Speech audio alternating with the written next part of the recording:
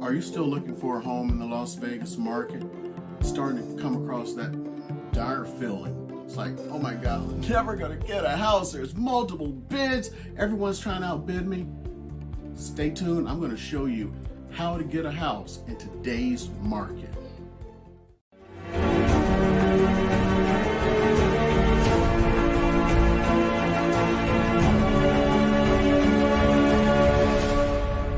Hey, it's Eric. And if you are enjoying the content that you're seeing, please do me a favor, hit that subscribe button, give me a thumbs up and like it so more people can see all the kind of information that I'm putting out to everyone. So today, what I really want to talk about is the market. Oh my goodness. We know how this market's been. All the good houses disappear like that before a weekend is over. Multiple bids, and you're just sitting there, how in the world am I going to get a house? Well, I got the number one secret no one's telling you.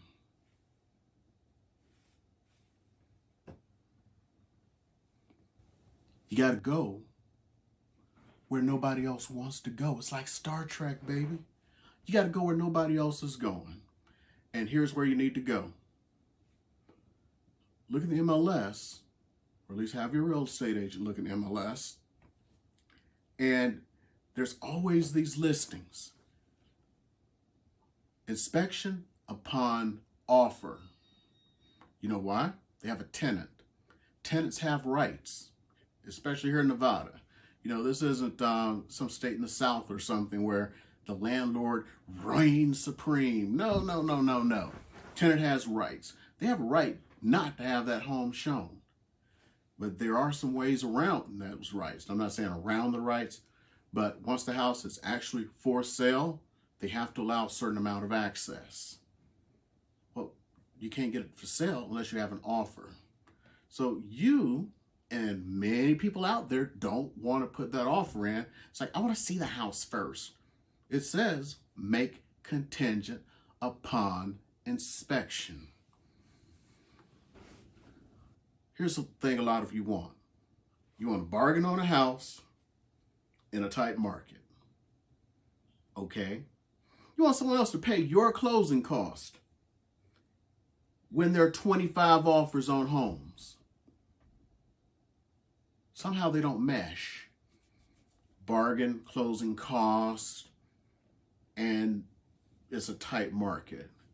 Yeah, there's a market out there where that can mesh with the right seller. Someone who wants to get rid of a house, but can't right now because they have a tenant in it. And the tenant may be month to month, because some of these guys, let me be honest with you, they get greedy.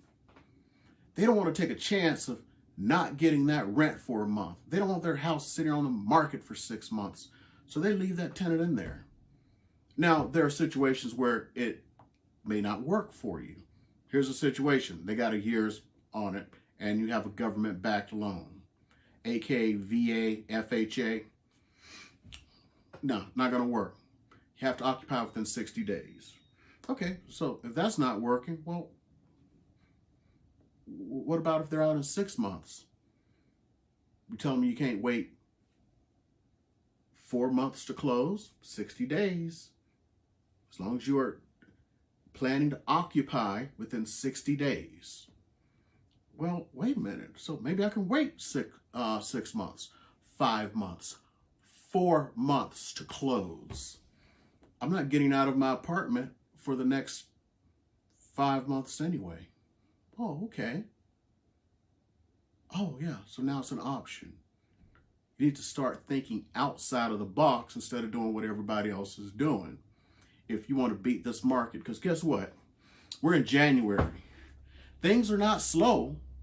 Matter of fact, they're still fast here in Las Vegas, North Las Vegas and Henderson. People are having a hard time finding stuff for their clients. They're starting to go to places they didn't want to go, like for sale by owners. That's another one. We'll have another subject on that. Here's the secret. That owner wants out, or else they wouldn't have put it on the market. And we know a second thing. A lot of these have a thing where the tenant is month to month. Remember, that greed. That greed. So that's where you need to go. Look for the homes that are tenant occupied, that are month to month, or the tenant will be out within the next 3 months. 3 months. Why I say 3 months? Let's say you can't wait. You have to occupy within 60 days of closing. Set it for 45 days from now. You got 45 days. You got an extra 15 days in case something happens with the tenant. But remember, that's planning to occupy. If something waylays you, that's not your fault. That you did not, you can document, you're good, okay? So, well, why go for them?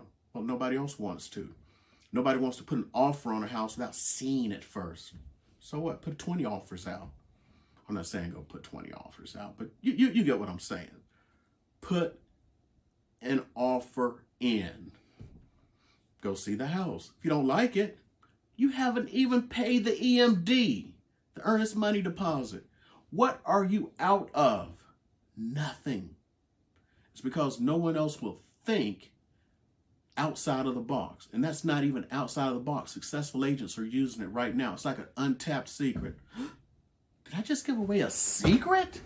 Oh my goodness, I'm so sorry. Don't tell anyone that you have a secret now on how to get into a house when everybody else is struggling.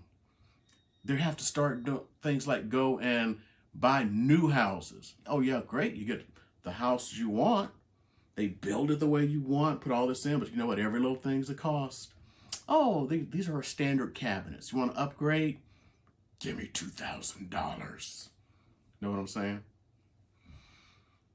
So if you don't want to do that, you want a previously owned house, save a little bit of money, because remember, new houses are about 20% more expensive.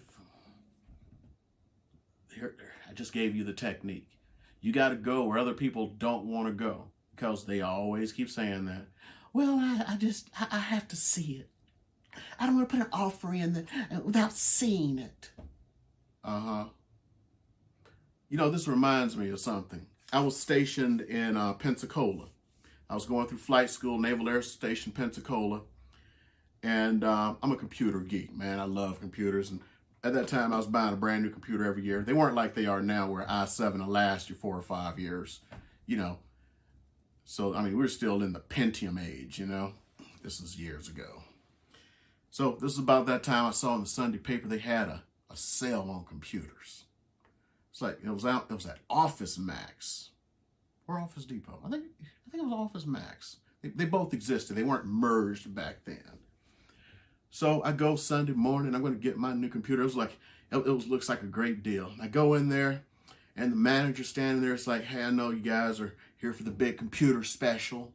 Unfortunately, we didn't get any of the computers in. Aww. People are starting to get mad. And he goes, what I've done is we're just going to go ahead, we're going to take the loss, and we're going to give you these computers over here. So I look over the computers, start examining them, like, this computer's way better than the one you had on sale. And he's like, yeah, it's actually a couple of $100 more regular than the one you have on sale. So he's like, yeah, we're just going to take the loss. Okay, thanks.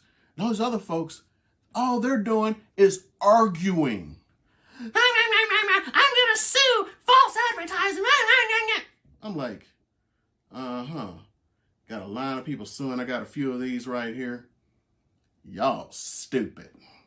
Pick my computer up, and I'm like trying to get out of this place like I'm trying to steal something. Like, please check me out before the owner gets mad, before the manager gets mad. Because, you know, I'll tell you a story about somebody got me mad when I was doing my staff tour out at Hickam. Because that's the way I would have reacted. Oh, y'all don't want this nicer computer? Okay, no worries. I'll put it aside. Go sue us for false advertising. There is, you know, you can't sue a store because they didn't get a computer in. Just people being stupid. So think of that as sneaking out with that computer that's worth $200 more than the one that was on sale, and you're getting away with something. That's your little tip for the day. Again, my name's Eric Hudson. I am located in Las Vegas, Nevada, selling real estate and retired Air Force officer. Most importantly, I'm here to help and serve you. I want to continue to serve. And if you like the material that you're getting, hit that subscribe button, punch that like button, give a brother some time.